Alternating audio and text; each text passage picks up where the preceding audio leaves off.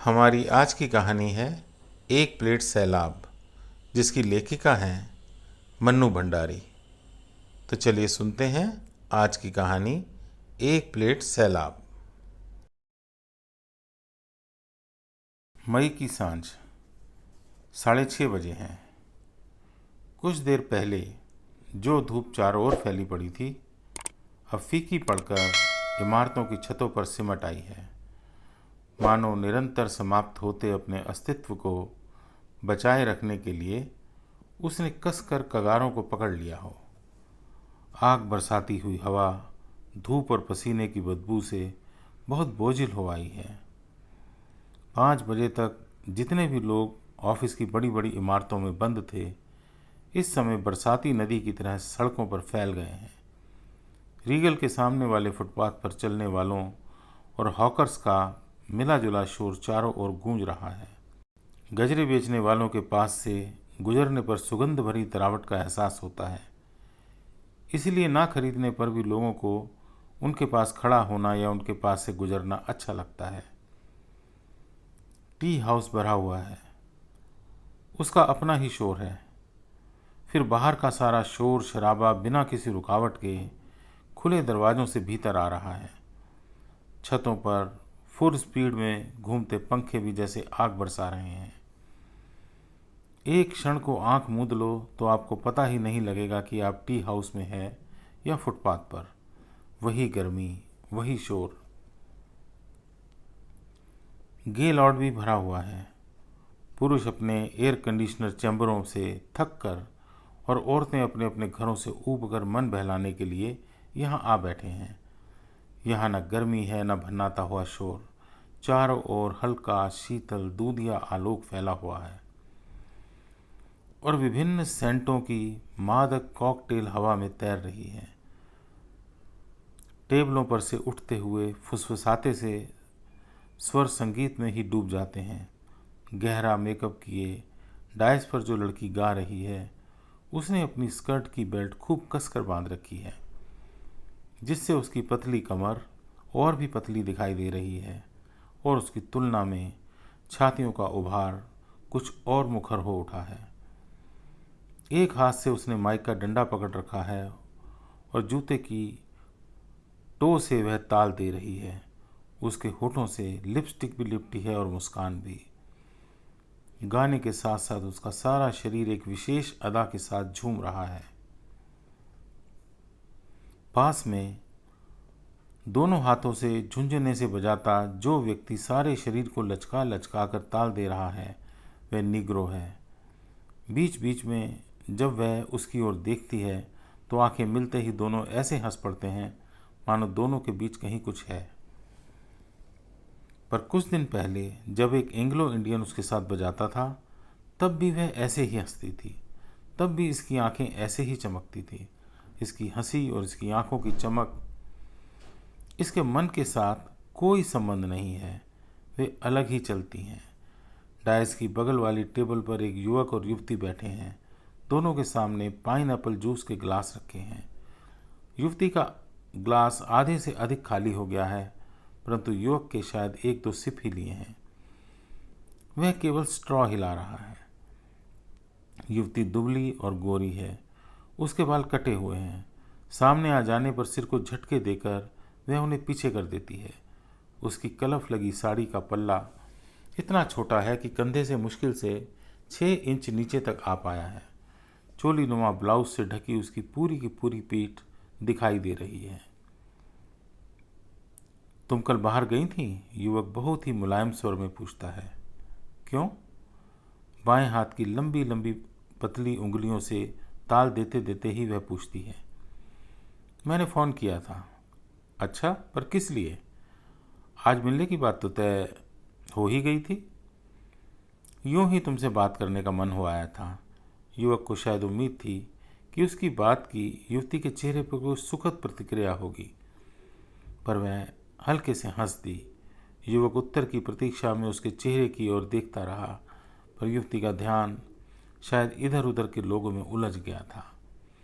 इस पर युवक खिन्न हो गया। वह युवती के मुंह से सुनना चाह रहा था कि वह कल विपिन के साथ स्कूटर पर घूम रही थी। इस बात के जवाब में वह क्या क्या करेगा, यह सब भी उसने सोच लिया था और कल शाम से लेकर अभी युवती के आने के पहले तक उसको कई बार दोहरा भी लिया था, पर युवती की चुप्पी से सब गड़बड़ा गया। अब वह शायद समझ ही नहीं पा रहा था कि बात कैसे शुरू करें। ओ गोरा, बालकनी की ओर देखते हुए युवती के मुंह से निकला। यह सारी की सारी बालकनी किसने रिजर्व करवा ली? बालकनी की रेलिंग पर एक छोटी सी प्लास्टिक की सफ़ेद तख्ती लगी थी जिस पर लाल अक्षरों में लिखा था रिजर्व्ड। युवक ने सिर झुकाकर एक सिप लिया। मैं तुमसे कुछ बात करना चाहता हूँ। उसकी आवाज़ कुछ भारी हो आई थी, जैसे गला बैठ गया हो। युवती ने सिप लेकर अपनी आंखें युवक के चेहरे पर टिका दी। वो हल्के हल्के मुस्कुरा रही थी और युवक को उसकी मुस्कुराहट से थोड़ा कष्ट हो रहा था।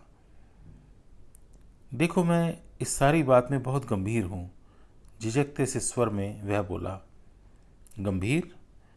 युवती खिलखिला पड़ी तो उसके बाल आगे को झूल आए। सिर झटक कर उसने उसे पीछे किया। मैं तो किसी भी चीज़ को गंभीरता से लेने में विश्वास नहीं करती। ये दिन तो हंसने खेलने के हैं, हर चीज़ को हल्के फुल्के ढंग से लेने के। गंभीरता तो बुढ़ापे की निशानी है। बूढ़े लोग मच्छरों और मौसम की भी बहुत गंभीरता से लेते हैं और मैं अभी बूढ़ा होना नहीं चाहती। और उसने अपने दोनों कंधे जोर से उचका दिए। वह फिर गाना सुनने में लग गई। युवक का मन हुआ कि वह उसकी मुलाकातों और पुराने पत्रों का हवाला देकर उससे अनेक बातें पूछे, पर बात उसके गले में ही अटक कर रह गई। वह खाली खाली नज़रों से इधर उधर देखने लगा। उसकी नज़र रिजर्व्ड की उस तख्ती पर जा लगी। एकाएक उसे लगने लगा जैसे वह तख्ती वहाँ से उठकर उन दोनों के बीच आ गई है और प्लास्टिक के लाल अक्षर नियॉन लाइट के अक्षरों की तरह डिप डिप करने लगे। तभी गाना बंद हो गया और सारे हाल में तालियों की गड़गड़ाहट गूंज उठी। गाना बंद होने के साथ ही लोगों की आवाज़ें धीमी हो गईं, पर हॉलों के बीचों बीच एक छोटी टेबल के सामने बैठे एक स्थूल का एक खद्दरधारी व्यक्ति का धारा प्रवाह भाषण स्वर के उसी स्तर पर जारी रहा। सामने पतलून और बुशर्ट पहने एक दुबला पतला सा व्यक्ति उसकी बातों को बड़े ध्यान से सुन रहा था। उनके बोलने से थोड़ा थोड़ा थूक उछल रहा था, जिसे सामने वाला व्यक्ति ऐसे पहुंचता है कि उन्हें मालूम ना हो, पर उनके पास शायद इन छोटी मोटी बातों पर ध्यान देने लायक समय ही नहीं है। वे मूड में आए हैं। गांधी जी की पुकार पर कौन व्यक्ति अपने को रोक सकता था भला? क्या दिन थे वो भी। मैंने बिजनेस की तो की ऐसी की तैसी और देश सेवा के काम में जुट गया। फिर तो सारी जिंदगी पॉलिटिकल सफरर की तरह ही गुजार दी। सामने वाला व्यक्ति चेहरे पर श्रद्धा के भाव लाने का भरसक प्रयत्न कर रहा था। देश आज़ाद हुआ तो लगा कि असली काम तो अब करना है। सब लोग पीछे पड़े हैं कि मैं खड़ा हूँ, मिनिस्ट्री पक्की है, पर नहीं साहब, यह काम अब अपने बस का नहीं। जेल के जीवन से काया को जर्जर कर दिया। फिर यह भी लगा कि नवनिर्माण में खूब नया खून आना चाहिए, सो बहुत पीछे पड़े तो बेटों को झोंक दिया। इस चक्कर में उन्हें समझाया, जिंदगी भर के हमारे त्याग और परिश्रम का फल है ये आज़ादी। तुम लोग अब इसकी लाज रखो, बिजनेस हम संभालते हैं। युवक शब्दों को ढीलता सा बोला, आपकी देशभक्ति को कौन नहीं जानता। वे संतोष की डकार लेते हैं और जेब से रुमाल निकालकर अपना मुंह और मूछों को साफ करते हैं। रुमाल वापस जेब में रखते हैं और पहलू बदलकर दूसरी जेब से चांदी की डिबिया निकालकर पहले खुद पान खाते हैं, फिर सामने वाले व्यक्ति की ओर बढ़ा देते हैं। जी नहीं, मैं पान नहीं खाता। कृतज्ञता के साथ ही उसके चेहरे पर बेचैनी का भाव उभर आता है। एक यही लत है जो छूटती नहीं। पान की डिबिया को वापस जेब में रखते हुए वे कहते हैं, इंग्लैंड गया तो हर सप्ताह हवाई जहाज़ से पानों की गड्डी आती थी। जब मन की बेचैनी केवल चेहरे से नहीं संभलती तो वह धीरे धीरे हाथ रगड़ने लगता है। पान को मुंह में एक और ठेल कर वह थोड़ा सा हकलाते हुए कहते हैं, अब आज की ही मिसाल लें। हमारे वर्ग का एक भी आदमी गिना दो जो अपने यहाँ के कर्मचारी की शिकायत इस प्रकार सुनता हो, पर जैसे ही तुम्हारा केस मेरे सामने आया मैंने तुम्हें बुलाया। जी हाँ। उसके चेहरे पर कृतज्ञता का भाव और अधिक मुखर हो जाता है। वह अपनी बात शुरू करने के लिए शब्द ढूंढने लगता है। उसने बहुत विस्तार से बात करने की योजना बनाई थी, पर अब सारी बात को संक्षेप में कह देना चाहता है। सुना है तुम कुछ लिखते लिखाते भी हो। एकाएक हाल में फिर संगीत गूंज उठता है। वे अपनी आवाज़ को थोड़ा और ऊंचा करते हैं। युवक का उत्सुक चेहरा थोड़ा और आगे को झुक जाता है। तुम चाहो तो हमारी इस मुलाकात पर एक लेख लिख सकते हो। मेरा मतलब, लोगों को ऐसी बातों से नसीहत और प्रेरणा लेनी चाहिए। यानी पान शायद उन्हें वाक्य पूरा नहीं करने देता।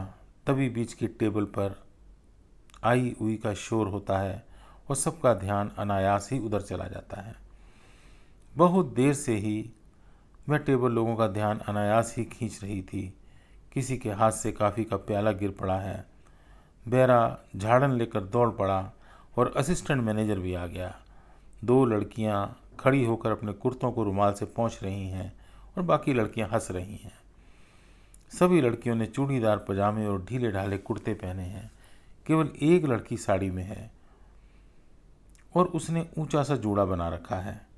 बातचीत और हाव भाव से सब मेरेंडियंस लग रही हैं। मेज साफ होते ही खड़ी लड़कियां बैठ जाती हैं और उनकी बातों का टूटा क्रम चल पड़ता है। पापा को इस बार हार्ट अटैक हुआ है, सो छुट्टियों में कहीं बाहर तो नहीं जा सकेंगे। हमने तो सारी छुट्टियां यहीं बोर होना है। मैं और मम्मी सप्ताह में एक पिक्चर तो देखते ही हैं। It's a must for us. छुट्टियों में तो हमने 2 देखनी है। हमारी किटी ने बड़े स्वीट पप्स दिए हैं। डैडी इस बार उसे मीट करवाने मुंबई ले गए थे। किसी प्रिंस का अल्सेशियन था। मम्मी बहुत बिगड़ी थी। उन्हें तो दुनिया में सब कुछ वेस्ट करना ही लगता है, पर डैडी ने मेरी बात रख ली and it paid us also. Really pups बहुत स्वीट हैं। इस बार मम्मी ने पता है क्या कहा है, छुट्टियों में किचन का काम सीखो। मुझे तो बाबा किचन के नाम से ही एलर्जी है। मैं तो इस बार मोराविया पढ़ूंगी। हिंदी वाली मिस ने हिंदी नावल्स की एक लिस्ट पकड़ाई है। पता नहीं हिंदी के नावल्स तो पढ़े ही नहीं जाते। वह जोर से कंधे उचका देती है। तभी बाहर का दरवाज़ा खुलता है और चुस्त दुरुस्त शरीर और रौबदार चेहरा लिए एक व्यक्ति भीतर आता है। भीतर का दरवाज़ा खुलता है तब वह बाहर का दरवाज़ा बंद हो चुका होता है, इसलिए बाहर के शोर और गर्म हवा का लवलेश भी भीतर नहीं आ पाता। सीढ़ियों के पास वाले कोने की छोटी सी टेबल पर दीवार से सटे एक महिला बड़ी देर से बैठी है। ढलती उम्र के प्रभाव को भरसक मेकअप से दबा रखा है, पर उसके सामने कॉफ़ी का प्याला रखा है और वह बेमतलब थोड़ी थोड़ी देर में सब टेबलों की ओर देख लेती है। आने वाले व्यक्ति को देखकर उसके ऊब भरे चेहरे पर हल्की सी चमक आ जाती है और वह उस व्यक्ति को अपनी ओर मुखातिब होने की प्रतीक्षा करती है। खाली जगह देखने के लिए वह व्यक्ति चारों ओर नज़र दौड़ाता है। महिला को देखते ही उसकी आंखों में परिचय का भाव उभरता है और वह महिला के हाथ हिलाते ही वह उधर ही बढ़ जाता है। हेलो, आज बहुत दिनों बाद दिखाई दी मिसेज रावत। फिर कुर्सी पर बैठने से पहले पूछता है, आप यहाँ किसी के लिए वेट तो नहीं कर रही हैं? नहीं जी, घर में बैठे बैठे या पढ़ते पढ़ते जब तबीयत ऊब जाती है तो यहाँ आ बैठती हूँ। 2 कप कॉफ़ी के बहाने घंटा 1.5 घंटा मज़े से कट जाता है। कोई जान पहचान का फुर्सत में मिल जाए तो लंबी ड्राइव पर ले जाती हूँ। आपने तो किसी को टाइम नहीं दे रखा है ना? नो नो, बाहर ऐसी भयंकर गर्मी है कि बस एकदम आग बरस रही है। सोचा यहाँ बैठकर एक कोल्ड कॉफ़ी ही पी ली जाए। बैठते हुए उसने कहा। जवाब से कुछ आश्वस्त हो मिसेज रावत ने ब्यारे को कोल्ड कॉफ़ी का ऑर्डर दिया। और बताइए, मिसेज आहूजा कब लौटने वाली हैं? साल भर तो हो गया ना उन्हें। गॉड नोज, वह कंधे उचका देता है और फिर पाइप से लगता है। एक कश खींचकर टुकड़ों टुकड़ों में धुआं उड़ाकर पूछता है, छुट्टियों में इस बार आपने कहाँ जाने का प्रोग्राम बनाया है? जहाँ का भी मूड आ जाए चल देंगे, बस इतना तय है कि दिल्ली में नहीं रहेंगे। गर्मियों में तो यहाँ रहना असंभव है। अभी यहाँ से निकलकर गाड़ी में बैठेंगे तब तक शरीर झुलस जाएगा।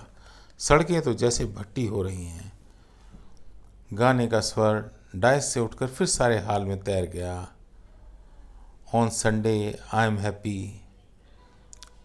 नॉनसेंस, मेरा तो संडे ही सबसे बोर दिन होता है। तभी संगीत की स्वर लहरियों के साय में फैले भिनभिनाते से शोर को चीरता हुआ एक असंयत सा कोलाहल सारे हॉल में फैल जाता है।